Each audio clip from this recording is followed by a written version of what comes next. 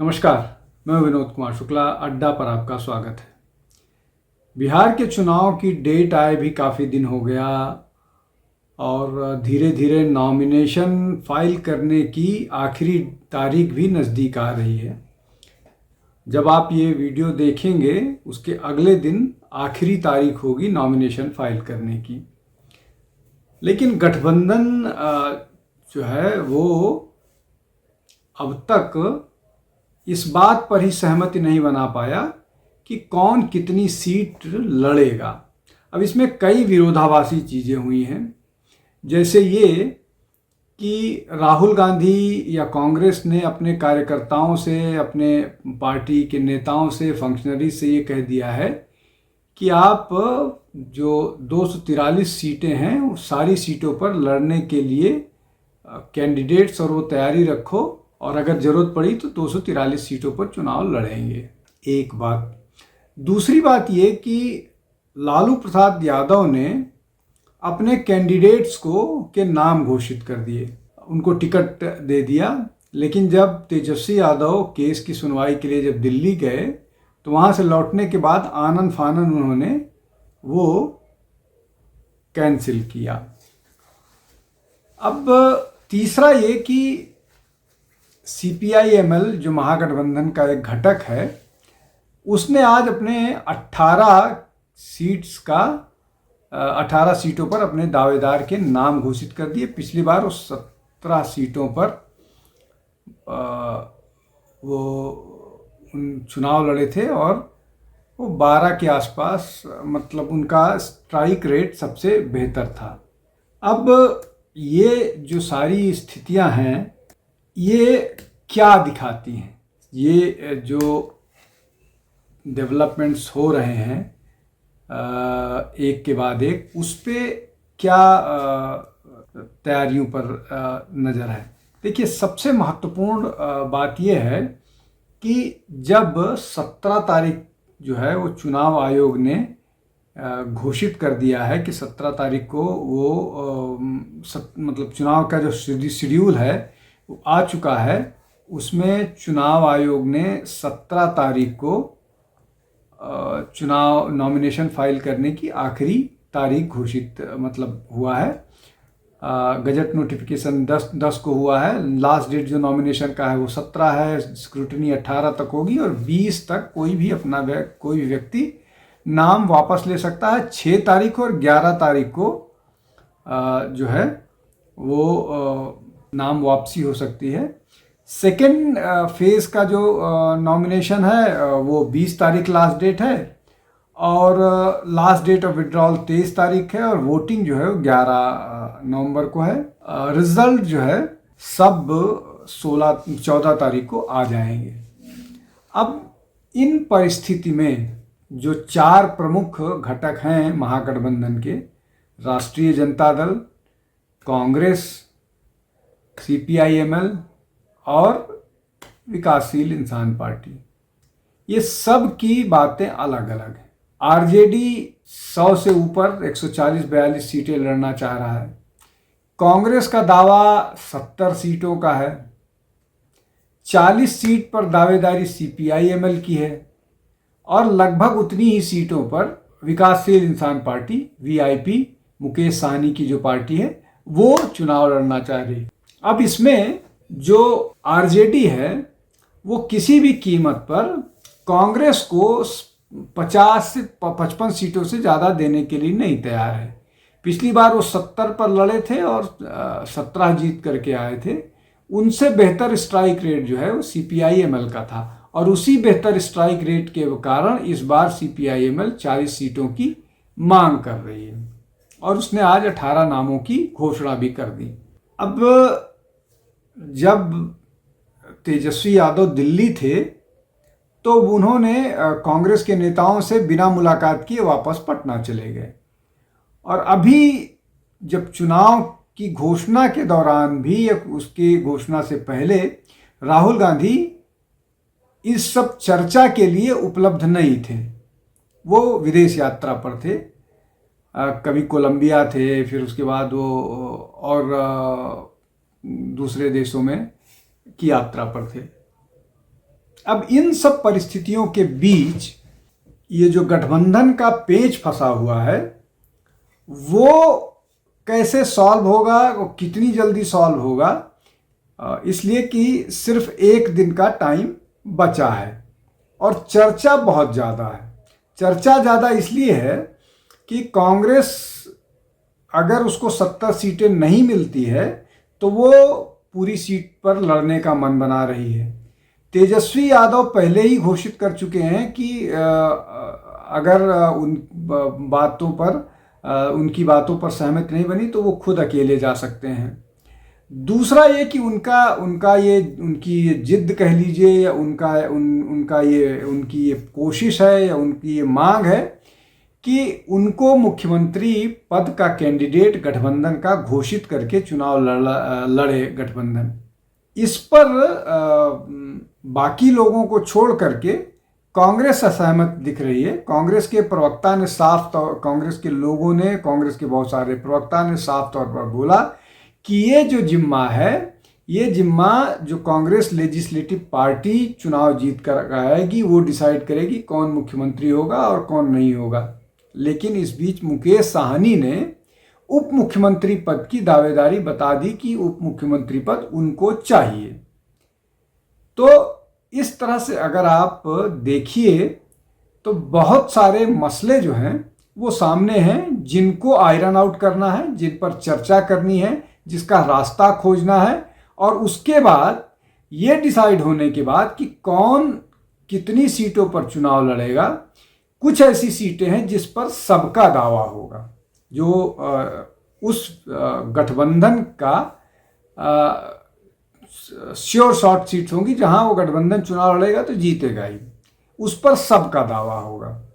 तो अब इसमें जो स्थिति है कि सबको डिसाइड करना है कि कहाँ कौन सी सीटें कौन जीतेगा, उस पर किसको अपना दावा छोड़ना पड़ेगा। ये भी गठबंधन में बैठ के डिसाइड करना होगा। अब जैसे कांग्रेस के लिए जो आरजेडी का ऑफर है वो 50 से 55 सीटों का है, वैसे ही कम्युनिस्ट पार्टी सीपीआई एमएल के लिए 19 का ऑफर है, जो वो पिछली बार लड़े थे, जिसको उन्होंने साफ तौर पर मना कर दिया और आज उन्होंने 18 सीटों पर अपने दावेदारों के नाम भी घोषित कर दिए और वो और सीटों पर अपने नाम घोषित कर देंगे।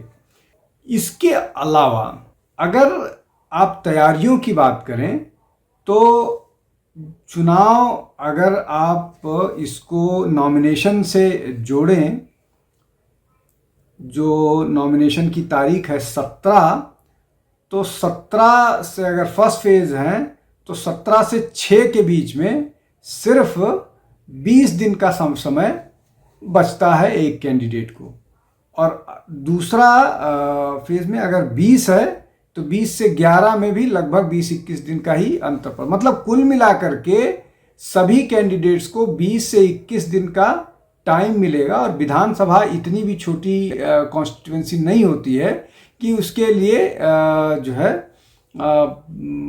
इतनी तैयारियां कम मतलब इतना कम टाइम पर्याप्त होता है। लेकिन अगर आप पहले से तैयारियां कर रहे हैं, पहले से जो आपको नाम मालूम है, आप ये डिसाइड कर चुके हैं आप कितनी सीट लड़ने वाले हैं, जैसे कम से कम 4 दिन का एडवांटेज एनडीए का इनके लिए इन महागठबंधन से होने वाला है। उन्होंने अपनी सीट डिक्लेयर कर दी, नाम भी कैंडिडेट्स के घोषित हो गए लगभग 70 के आसपास, 30-35 और बाकी हैं। वो शायद जब ये वीडियो चल रहा हो उस दिन आपको वो मिल जाए, वो भी घोषित हो जाए। अब अगर इन सब को ध्यान में रखें तो क्या ये जो लड़ाई है, ये लड़ाई पहले से ही हारी हुई नहीं नजर आ रही है। जब लोगों को ये लग रहा है, कैंडिडेट्स को ये जो लग रहा है कि वो पहले से ही पिछड़ गए हैं, कैंडिडेट्स लोगों के सामने नहीं जा रहे हैं, जनता को लगेगा कि ये अभी चुनाव से पहले जब इस बात की लड़ाई कर रहे हैं कि मैं मुख्यमंत्री होऊंगा, मैं उप मुख्यमंत्री होऊंगा और मुझे इतनी सीट चाहिए, मुझे इतनी सीट चाहिए, तो बाद में क्या हासिल करेंगे, ये एक मसला हो गया। दूसरा मसला ये है कि तो जो परिस्थिति है कि किधर कौन कहाँ से लड़ेगा, और ये जो आपस की लड़ाई है ये वोटर्स पर क्या मैसेज देगी।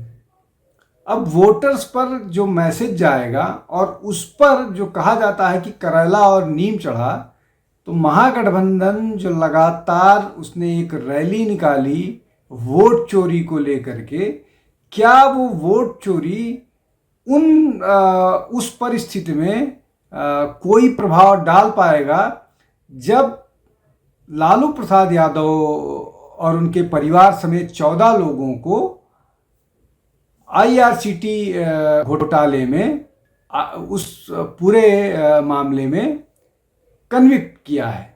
लालू प्रसाद को पहले ही चारा घोटाले में सजा दी जा चुकी है, और इस मामले में जब पूरे मामले में जब लालू यादव का पूरा परिवार ही घोटाले में संलिप्त है और उसको कन्विक्शन हुआ है राउज एवेन्यू कोर्ट से, तो क्या उनके पास इस तरह का कोई लोकस स्टेंडाई होगा कि वो दूसरे के भ्रष्टाचार, दूसरे के करप्शन, दूसरे के उसकी बात करेंगे, जब उनके पास इतना मौका था। लगातार वो वोट चोरी की बात करते रहे और उसके साथ तेजस्वी यादव खड़े रहे। उन्होंने एक वोटर अधिकार यात्रा निकाली पूरे प्रदेश में, हालांकि उस प्रदेश में उस यात्रा में कुछ साबित नहीं कर पाए, उनके पास कोई प्रूफ नहीं था। इसके अलावा उन्होंने एक एटम बम दावा किया कि वो एटम बम फोड़ रहे हैं। उस एटम बम में जितनी बातें कहीं वो सारी गलत साबित हुई। उसके बाद फिर उन्होंने एक प्रेस कॉन्फ्रेंस की, उन्होंने बोला कि ये एटम बम नहीं है, ये एटम बम के पहले की झांकी जैसा है। वो सारे मामले भी गलत साबित हुए और लगातार कांग्रेस से ये पूछा जा रहा है कि उनका एटम बम कब आएगा, कब वो चुनाव आयोग पर जो बात कहने वाले थे। और चाहे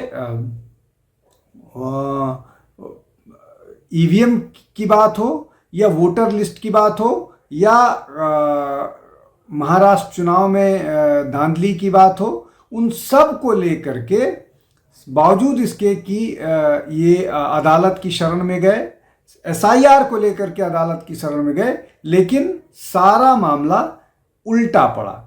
अब इन सब को तो बंदोबस्त नहीं कर पा रहे थे। हालांकि जब चुनाव का मामला आता है तो चुनाव को उन विषयों पर चुनाव केंद्रित होता है जो जनता को प्रभावित करें, लेकिन ये जो वोट चोरी का मामला है या EVM का मामला है या वोटर लिस्ट में गड़बड़ का मामला है, ये मामले ऐसे हैं कि इसमें इंस्टीट्यूशनल गड़बड़ी नहीं है। ये सारे लोग जानते हैं, जनता भी जानती है कि जब आप हारने लगते हैं तो आपके पास कोई बहाना नहीं होता और आप इस तरह की बात करते हैं। कुल मिलाकर के यही मैसेज जा रहा है। मतलब जिस तरह से चुनाव प्रबंधन करता हुआ महागठबंधन नजर आ रहा है, वो समुद्र में सत्तू सानने जैसा है। मतलब आपके पास विषय नहीं है, और अगर विषय हैं तो वो इतने शैलो हैं और आप चीज़ों को मैनेज नहीं कर पाने वाली परिस्थिति में है। एक विषय भी नहीं हुआ, ऊपर से जिस तरह की एग्रेसिव या जिस तरह की अभद्र भाषा या गाली गलौज कांग्रेस और RJD के प्रवक्ता आजकल करते हुए दिखते हैं, उसके कारण बहुत सारा समर्थक भी इनकी पार्टी से दूर जा रहा है। कांग्रेस के साथ तो ये 2 साल से होना शुरू हो गया था, अब वो RJD भी उसको कॉपी कर रही है। तो कुल मिलाकर के ये एक ट्रिकी सी सिचुएशन में महागठबंधन है। अब उसको कैसे संभालता है, कैसे उस पूरे मामले को व्यवस्थित कर पाता है, ये हम सब इस पर नज़र रखेंगे। आज के लिए बस इतना ही। बहुत बहुत धन्यवाद। नमस्कार।